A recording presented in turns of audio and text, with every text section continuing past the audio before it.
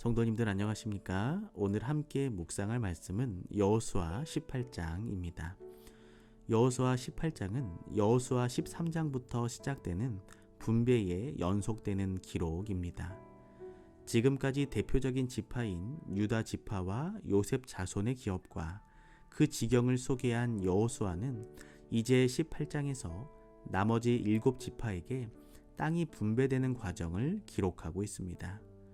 그동안 기업을 받은 지파는 강 동편에서 땅을 받은 르우벤 지파와 갓 지파, 므낫세 반 지파가 있었으며 강 서쪽에서 받은 유다 지파와 에브라임 지파, 그리고 므낫세 반 지파 등 5지파가 있었습니다.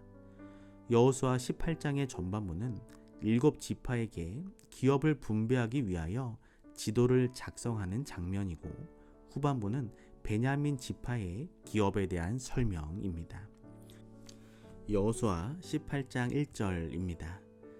이스라엘 자손의 온 회중이 실로에 모여서 거기 회막을 세웠으니 그 땅이 이미 그들의 앞에 돌아와 복종하였음이나.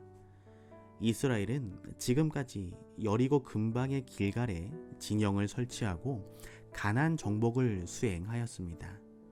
당연히 회막도 길갈에 있었습니다.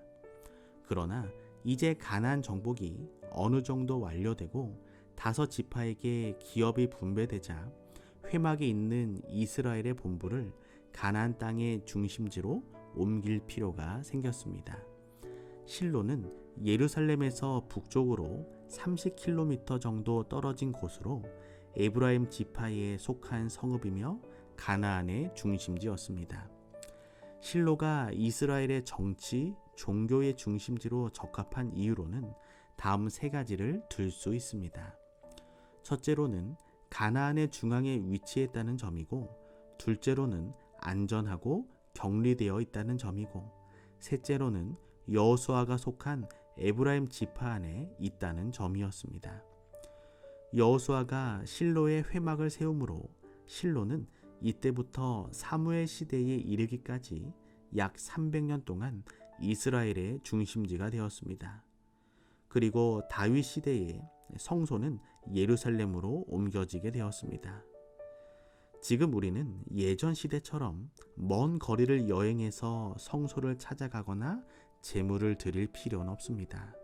하지만 언제든지 예수님 주인 되시는 교회를 찾아와 함께 찬양과 예배를 드릴 수 있습니다.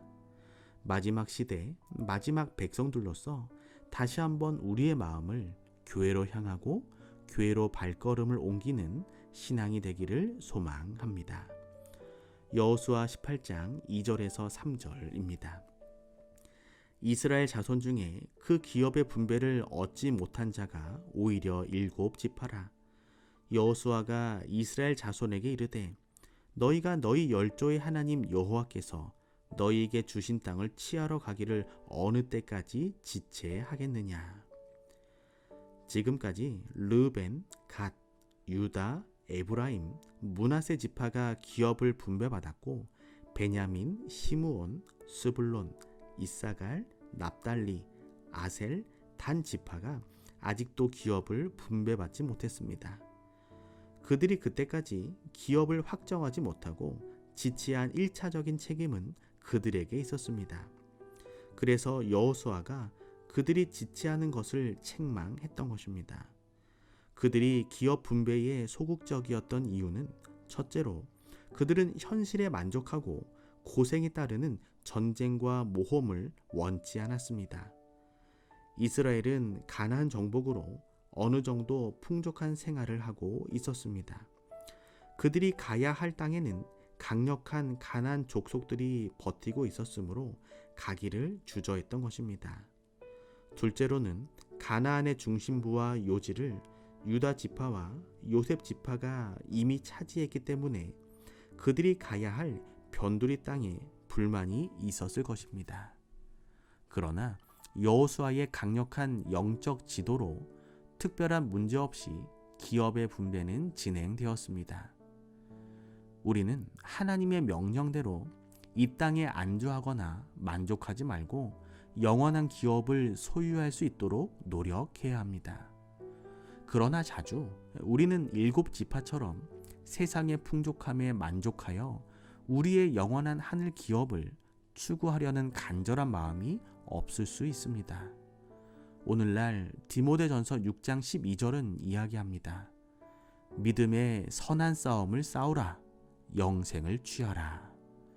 오늘 일곱 지파처럼 세상에 만족하지 말고 하나님의 명령을 지체하지 않는 귀한 삶을 살아가게 되시기를 소망합니다.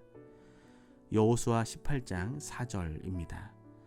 너희는 매 지파에 3인씩 선정하라. 내가 그들을 보내리니 그들은 일어나서 그 땅에 두루 다니며 그 기업에 상당하게 그려가지고 내게로 돌아올 것이라. 남아있는 가나안 땅을 분배하기 위하여 여호수아는 목숨을 걸고 그들의 사명을 수행할 사람들을 선발했습니다. 그리하여 각 지파별 3명씩 선발하였습니다. 이것은 공정을 가하고 실수를 예방하며 한 사람에게 책임이 돌아가는 것을 막기 위해서였습니다.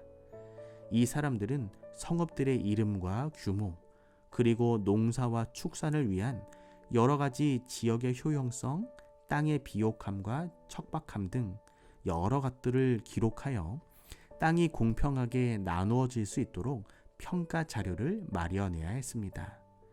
이런 정보들을 가지고 지파 대표들은 나중에 전 지역을 7 부분으로 분할할 것이었습니다. 그들은 아마도 남아있는 땅이 7 지파가 나누기에는 너무나 작으며 거기에 비하여 유다 지파와 요셉 지파의 땅이 너무 넓다고 보고했을 것입니다. 그 결과로 베냐민 지파는 북쪽이 아니라 유다 지파와 에브라임 지파 중간에 기업을 얻게 되었고, 유다 지파는 남쪽 부분을 시므온 지파에게 양보하게 되었습니다. 여호수아 18장 11절입니다. 베냐민 자손 지파를 위하여 그 가족대로 제비를 뽑았으니 그 제비 뽑은 땅의 경계는 유다 자손과 요셉 자손의 중간이라. 베냐민의 영토는 동쪽으로는 여리고와 사해의 북쪽과 맞닿아 있고, 서쪽으로는 기럇 여아림에 이르고, 남쪽으로는 예루살렘까지이며 북쪽으로는 에브라임 지파의 영토와 붙어 있었습니다. 베냐민의 영토 중에는 예루살렘이 포함되어 있었습니다. 이것은 예언의 성취였습니다. 일찍이 모세는 베냐민 지파가 하나님 곁에 안전히 살 것이며 자기 어깨 사이에 있게 할 것이라고 예언하였는데, 베냐민의 영토 안에 예루살렘이 있었으므로 그 예언이 성취된 것이었습니다. 베냐민 지파는 이스라엘이 남북으로 분열된 당시 에브라임과 함께 북쪽으로 가지 않고 남쪽 유대 왕국에 합류했습니다. 하나님의 성전과 다윗 왕조의 편에 선 것이었습니다. 오늘은 김도훈 집사님 가정을 위하여 기도합니다. 사랑의 하나님, 김도훈 집사님의 삶 속에 언제나 하나님 동행하여 주시고 영적 가나안을 향하여 늘 앞으로 믿음 가운데 전진하는 삶을 살게 하여 주시옵소서. 이스라엘 백성들의 성소가 그들의 신앙의 중심이 되었던 것처럼 성소의 주인 되시는 하나님이 집사님 삶 속에 중심이 되어 주시옵소서. 이 유민 성도님과 김다율 가족들의 삶이 하나님 안에 늘 평안하며 하나님을 닮아가는 귀한 축복의 삶을 살게 하여 주시옵소서. 사랑의 예수님의 이름으로 기도합니다.